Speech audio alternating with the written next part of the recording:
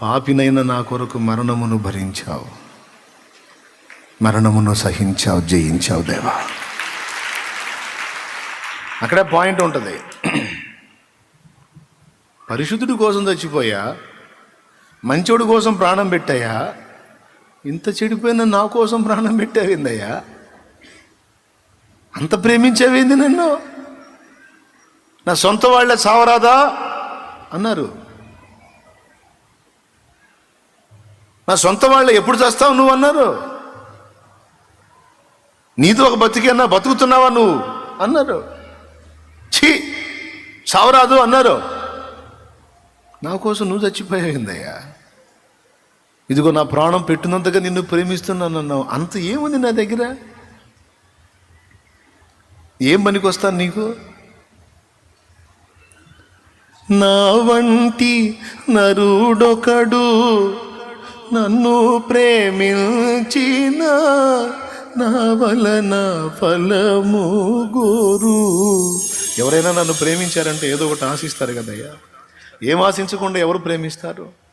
ఆహా, నీ వంటి పుణ్యునికి నా వంటి పాపితో కేవలం ప్రేమే లేక.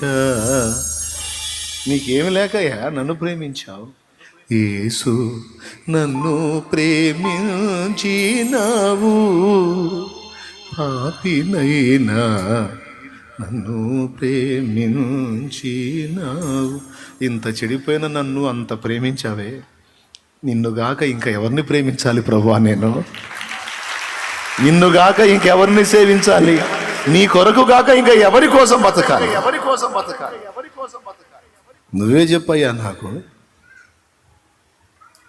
అందుకే నీకు తప్ప నాలో ఎవరికి, నాకు ప్రియుడివి, నా ప్రాణానివి, నా సమస్తానివి, నా జీవానివి, జీవనానివి, నా బ్రతుకువి, నా సమస్తం నువ్వు అయిపోయావు యేసయ్యా.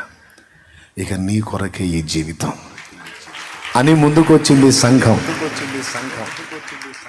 చెడిపోయి ఉండగానే నన్ను ప్రేమించి నాకై ప్రాణం పెట్టావు కనుక ఇక నీ కోసం మంచిగా బతుకుతానయ్యా. ఏం ఆశించావో ఆ ఆశ నేను తీరుస్తాను.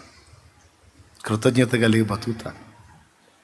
అర్హత లేని నాకు సింహాసనం ఇచ్చావు, యోగ్యత లేని నాకు కిరీటం ఇచ్చావు. ఇదంతా నీ త్యాగంతోనే నువ్వు ఇచ్చావు గనుక నీ కోసం బ్రతుకుతా. నా హృదయంలో ఇక నీకు తప్ప వేరే దానికి దేనికి స్థానం ఇవ్వను.